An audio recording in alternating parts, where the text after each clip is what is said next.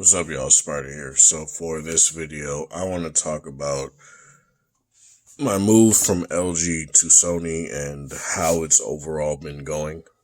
Now, I don't have any newer LG phone that isn't damaged badly. So the G7 is going to be in frame, but we're going to talk about this here and overall how this has been going. And overall, I'll say this. I'll say that so far, so good. There are a few things going from the V60 to this phone in particular that I do miss.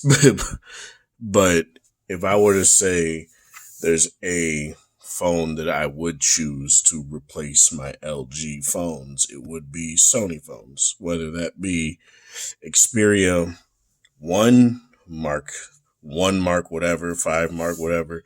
I think these are very viable options. I gotta change that sticker. Just look at that.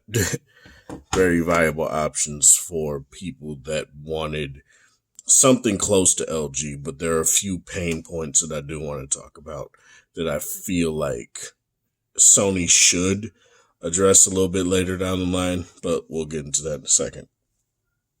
So, and they may address them with the 1 Mark IV, who knows? So instantly, one thing that I like going from the, say, V60 or G8 or whichever phone, I like that this phone contains a 21:9 display. For one, it makes the phone feel a little bit more compact. It is taller, and I also do have gigantic hands, so your mileage may vary with that. But for me, I do feel like it's very nice. Really have no issues with it. Hasn't really bothered me in terms of say, oh, the pillar boxing on the left and right sides of the display while watching videos or whatnot. Doesn't really bother me.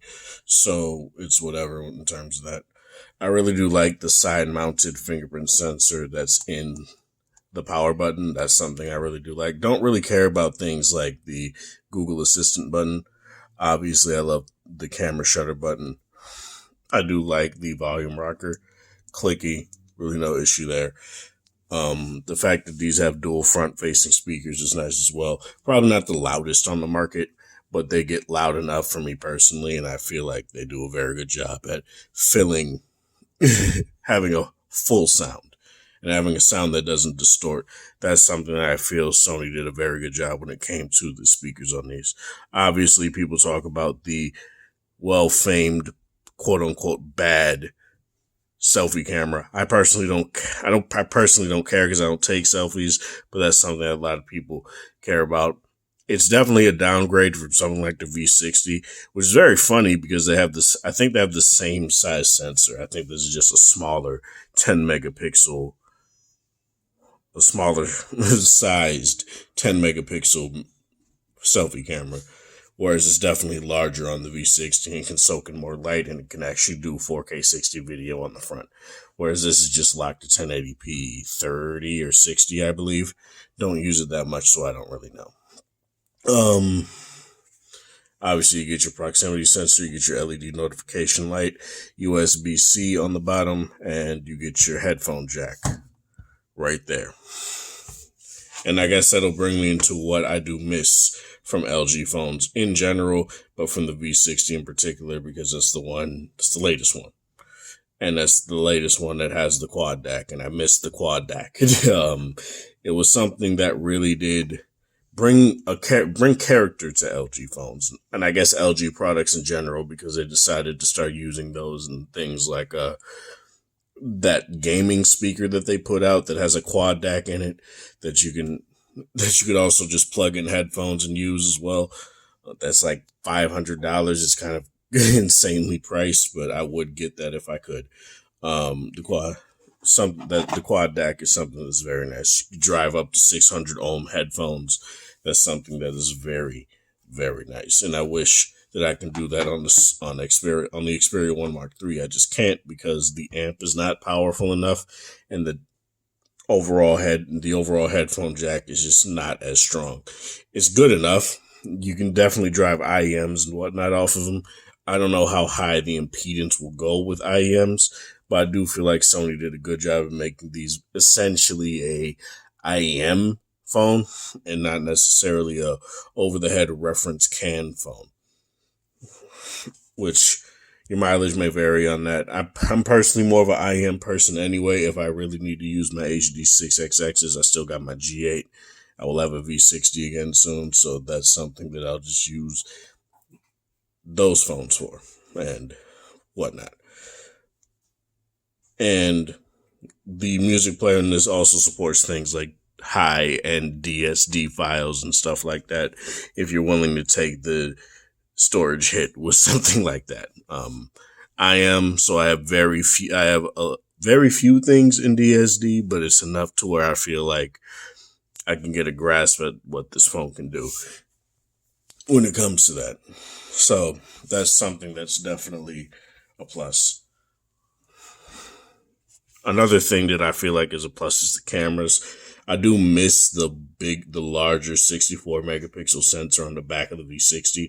That's something that I felt like was just so good. Not that the cameras on this are bad, but that's the one compromise you take for what I feel is probably the fastest, the phone with like the fastest camera.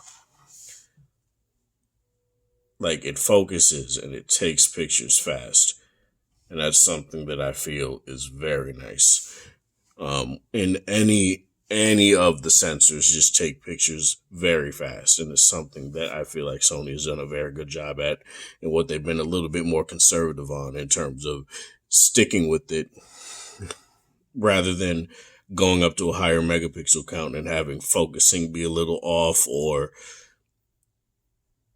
having focusing also be a little bit slower. They took the performance hit in terms of things like low light and things like that, and having overall crispier photos just so they can have the speed. And I feel like the photos that come out of this phone are pretty damn crisp enough. I've shown it plenty of times. I'll see if I can find something that is decent. If I even have the folders on here, I don't think I do. I know it's literally right up here. So let me kick that up a little bit. So this is obviously a low light. These are obviously low light shots. And I feel like the phone did quite a good job. Don't worry, those aren't like lens dots. Those are literally just like lights coming off of the first building right there. I forget exactly what it's called.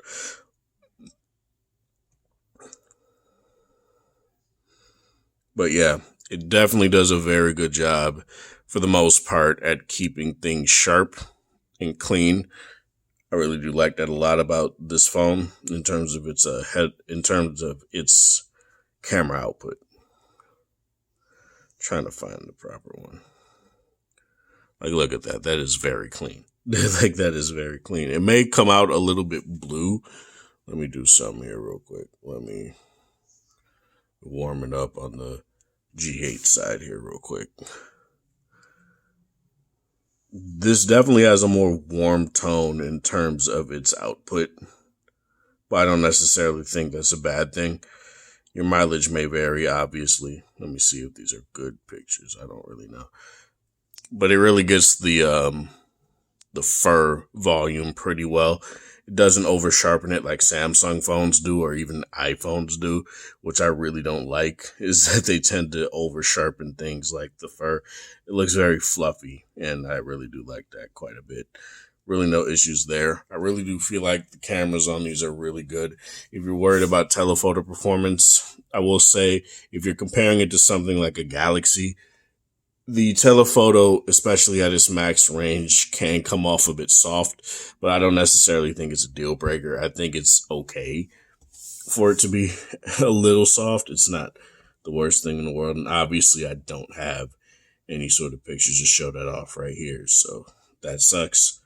But overall, I do feel like the telephoto, none of these They don't do any sort of algorithmic type crap to make it over sharpen or anything like that. So I do feel like Sony is doing a very good job to make sure that you get a photo that looks like it actually came out of the camera itself and not pushed through 15 different auto modes and 1,000 different HDR modes that are overly punchy to make it look, Instagram friendly or whatever. I feel like they did a very good job of making sure that's the case. Another thing I do miss that's not necessarily a bad thing on the phone itself. I miss the battery of the V60, man. No phone has really come close. Like, really hasn't. Like 16 hours of screen on time. Like, come on, bro. 16 hours of screen on time. It would get me through the day and then some. I wouldn't really have to charge it until I would have to go to work again that same night and when all that stuff. And it would charge very quick. This phone definitely gets me through a day still. There's not necessarily anything wrong with that. I feel like Sony's done a good job with its battery optimizations. They do a lot more when it comes to, say, the battery software and the phone detecting when you typically take your phone on or put the phone on the charger and whatnot. It does a very good job at telling you, look, you plug your phone in a little bit too much around this time. We're going to make sure that by this time, your phone is fully charged. And you can, obviously, the notification, it will give you a toggle to just regular charge if you need that, but it will pop up sometimes. And you can also do something like limit the overall battery capacity that it charges to. I think it's up to 80. You can make it go all the way down to 80. So let me go to battery care. Let me go here. Yeah, you can make it go to 80%. So if you want something like that, that's something that's very cool. And Sony's doing a very good job with things like that. A 4,500 milliamp hour battery, it's not the worst, honestly. I feel like it's done a pretty good job.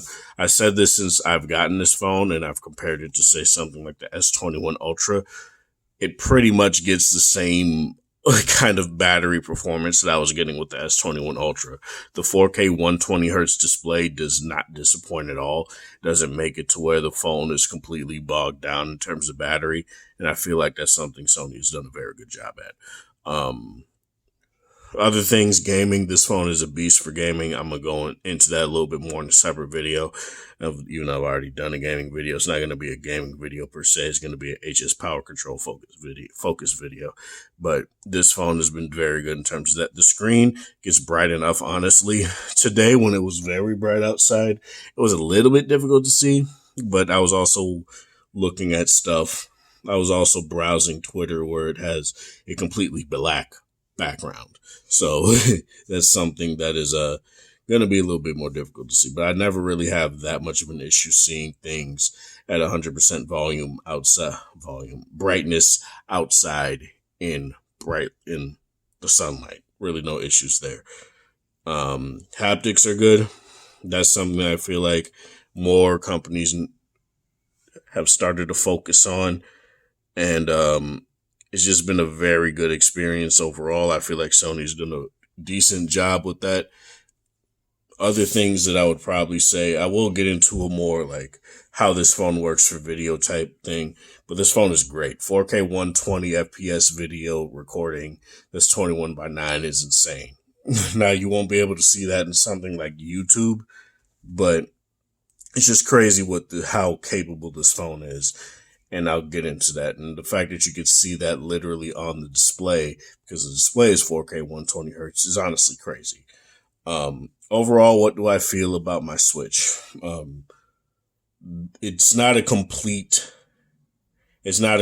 replacement.